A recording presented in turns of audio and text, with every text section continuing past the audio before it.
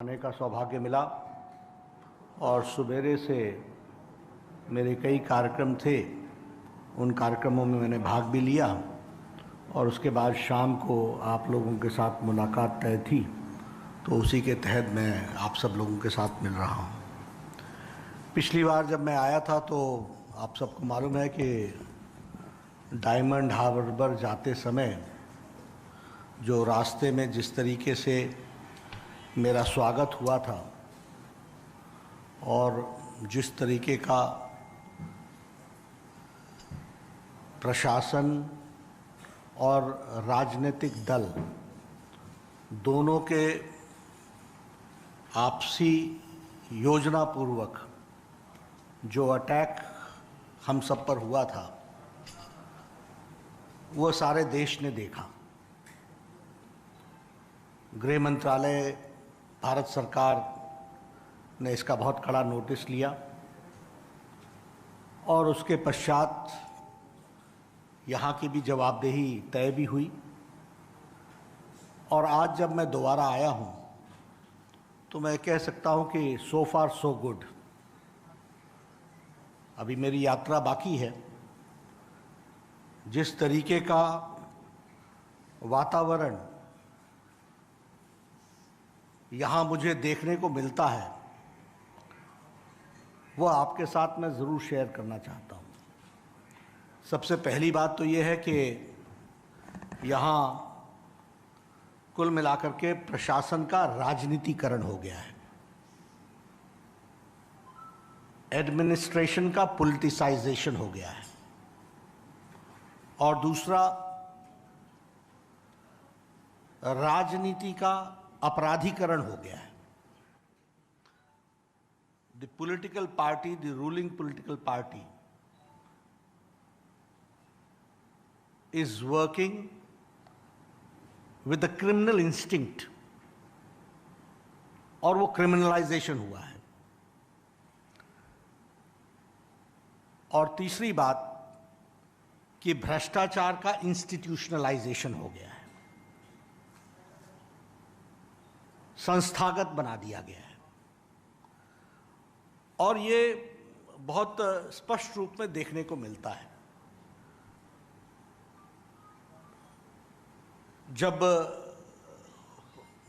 मुझ जैसे प्रोटेक्टी को प्लानिंग से सड़क पर रोककर पॉइंट ब्लैंक रेंज से अटैक किया जा सकता है, और जब हमारे सहयोगियों को जिस तरीके से अटैक किया गया, यह अपने आप में इस बात को बताता है कि यहाँ पर लॉ एंड ऑर्डर एक आम आदमी के लिए किस तरीके की परिस्थिति है, वो हम सबको स्पष्ट देखने को मिलती है।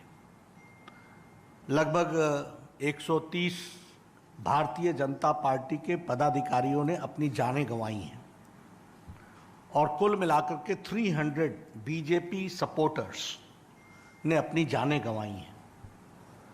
और ये सिलसिला रुका नहीं है।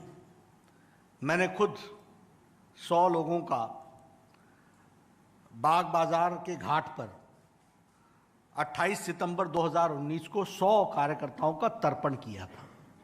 100 वर्कर्स का तर्पण किया था बाग बाजार घाट पर जाकर के, और वो विजुअल्स आपने देखे थे, सारे देश ने देखे थे। 100 परिवारों के कार्यकर्ताओं के परिवार वाले उस तर्पण में शामिल थे। और आज जब मैं यहाँ आया हूँ तो मैं आपके साथ शेयर करना चाहता हूँ कि हमारे 6-7 लोगों की जानें, पिछले 9 तारीख को मैं आया था और फिर से मैं 9 तारीख को आया हूँ, इस एक महीने में यहाँ भी घटनाएं घटी हैं। मिस्टर ओलेन रॉय सिलीगुड़ी के, सैकल बोवाल, सुखदेव प्रमाणिक, अशोक सरकार और अमूल्य मंडल, इन लोगों ने अपनी जानें गंवाई हैं। और यह टीएमसी के हाथों,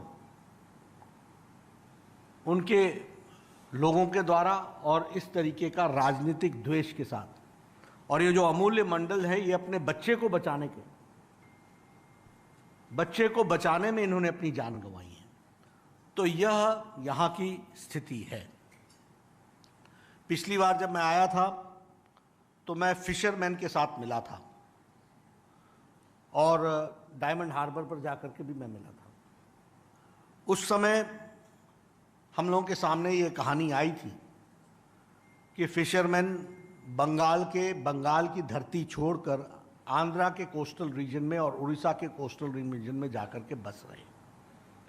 ये प्लाइट है। आज सवेरे मैं किसान की रैली में, सभा में, ग्राम सभा जिसको बोलते हैं, बड़ी सभा, उसमें मैं गया था और जो किसानों का हाल जिस तरीके से हमको देखने को मिला है, बंगाल 29 स्टेट्स में से 24th स्टेट पर खड़ा है, जहां इनकम के दृष्टि से किसान 24वें स्थान पर खड़ा है आउट ऑफ 29 स्टेट्स। उसी तरीके से प्रधानमंत्री सम्मान निधि, किसान सम्मान निधि, यह यहां लागू नहीं है। लगभग 26 लाख किसानों ने अपने आप को सेल्फ रजिस्टर कराया है, जिसको ममता जी ने परमिशन नहीं दी है। प्रधानमंत्री जी किसानों को सम्मान देना चाहते हैं, वह उनकी मदद करना चाहते हैं और इसके बीच में ममता जी बाधा बनकर के खड़ी हैं। और 26 लाख, वैसे 73 to 76 लाख अप्रॉक्सीमेटली किसान हैं जिनको किसान सम्मान निधि मिलना है। हाउस परिवार 76 लाख, 73 to 76 लाख, तो उनको तो दिया नहीं, लेकिन 26 लाख लोगों ने जो सेल्फ रजिस्टर कराया उनको भी परमिशन नहीं दी है। This is the plight. बाधा बनी हुई है, इसको हमको समझना चाहिए। इसी तरीके से किसान सम्मान निधि ही नहीं, आज हम लोगों ने कृषक सुरक्षा अभियान, इसको हम लोगों ने शुरू किया है और हम सब लोगों ने शपथ आज ली है। 40,000 ग्राम सभाओं में हमारे लोग जाएंगे, ग्राम सभाएं करेंगे, किसानों से एक मुट्ठी चावल, एक मुट्ठी उनसे अनाज हम लेंगे। आज मैं 4 घरों में गया था, मैंने भी किसानों से अनाज लिया और सौगंध खाई, प्रण लिया कि हमारी सरकार आते ही आपको किसान सम्मान निधि से सम्मानित करेंगे और साथ ही साथ किसानों को हम मुख्य धारा में आगे लाने के लिए हर संभव प्रयास करेंगे और उनके जो इश्यूज हैं उन इश्यूज को हम एड्रेस करेंगे। इस बात को हम लोगों ने कहा है। आज मैं वर्धमान क्षेत्र में हूं। वर्धमान 2 बातों के लिए जाना जाता है, एक तो राइस बोल, चावल का कटोरा, और दूसरा इंडस्ट्रियल हब। लेकिन जो दुर्दशा वर्धमान की हुई है, 47 में वेस्ट बंगाल का इंडस्ट्रियल आउटपुट 25% था, आज इंडस्ट्रियल आउटपुट 3% रह गया है। This is the plight of the situation. नमस्कार, मैं हूं अंजना ओम कश्यप। हमें उम्मीद है ये वीडियो आपको पसंद आया होगा। लेटेस्ट खबरों के लिए यूं ही देखते रहिए आज तक और इस वीडियो के पसंद आने पर लाइक, शेयर एंड सब्सक्राइब करना ना भूलें।